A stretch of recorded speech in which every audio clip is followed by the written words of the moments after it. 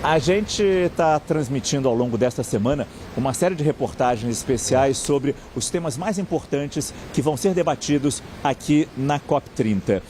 E hoje a gente vai trazer a estreita relação entre as mudanças climáticas e o abastecimento de comida no mundo. Você vai entender por que esse tema, que impacta diretamente a sobrevivência humana e as economias mundiais, por que esse tema entrou na pauta de discussões para essa conferência.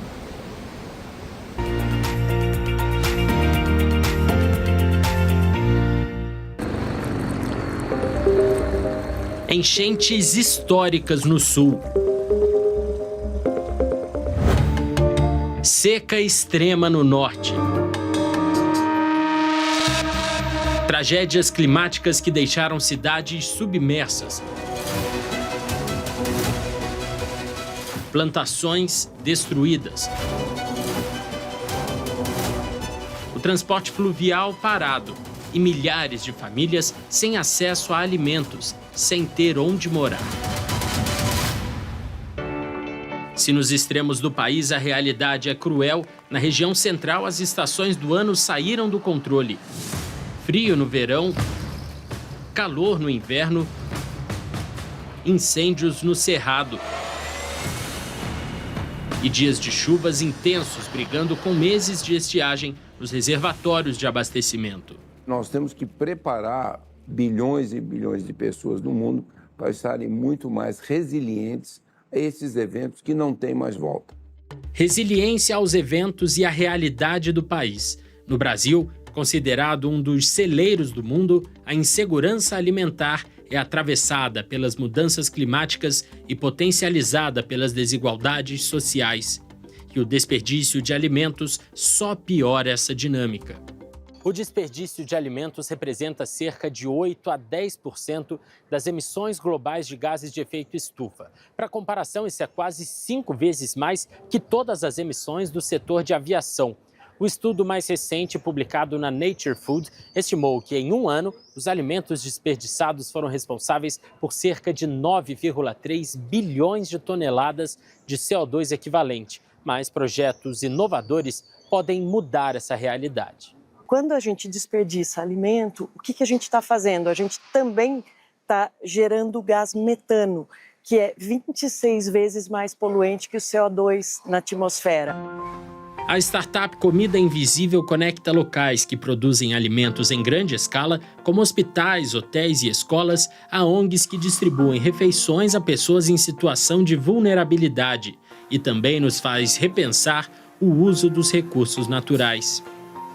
Das panelas industriais para as embalagens corretas, a refeição é balanceada com qualidade, propósito e cuidado com o meio ambiente, levando comida a quem mais precisa.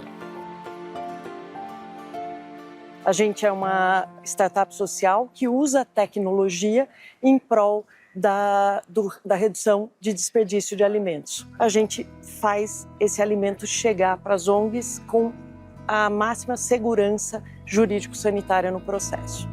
A doação feita por este hospital de São Paulo foi direcionada a uma ONG da periferia e, assim, toneladas de alimentos que seriam descartadas viraram refeições. Uma alegria para a instituição e para os nossos colaboradores que fazem toda a captação das refeições e dos alimentos de uma maneira que sente seu coração até muito mais aquecido e muito mais agradecido, né, por poder fazer isso e não desperdiçar o alimento. Recentemente, o Brasil saiu do mapa da fome mundial. Mesmo assim, cerca de 9 milhões de brasileiros estão na linha de extrema pobreza e mais de 27% da população na faixa da pobreza. E as mudanças climáticas acabam potencializando essas diferenças sociais. A comida, nossa, ela depende de regularidade climática. Se não chover direito, se não fizer um período de seca, a banana, o café, o arroz, o feijão não vão chegar na gôndola do supermercado, não vão chegar no nosso prato de comida, não vão estar disponíveis para a população. Ou pior, você quebra uma safra, uma produção de arroz, e aquele quilo de arroz vai custar mais caro para você comprar, pesa no nosso bolso.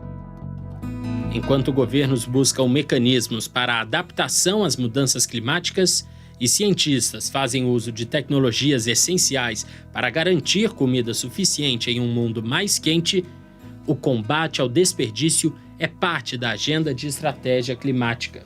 Mas precisa acontecer paralelo a outras ações. A gente precisa investir agora na adaptação deles, fazer obras de engenharia, obras que garantam que aquela safra, aquela produção da agricultura familiar, por exemplo, não vai ser perdida por conta de uma seca extrema. Segundo estimativas, o agronegócio brasileiro vai arrecadar cerca de 3,79 trilhões de reais em 2025. É quase 30% do PIB do país e emprega mais de 28,5 milhões de pessoas. Um setor diretamente relacionado ao clima. Nós já estamos observando uma queda na produtividade devido a uma maior instabilidade climática causada pelos extremos do clima e também pela redução da precipitação, em particular no Brasil Central.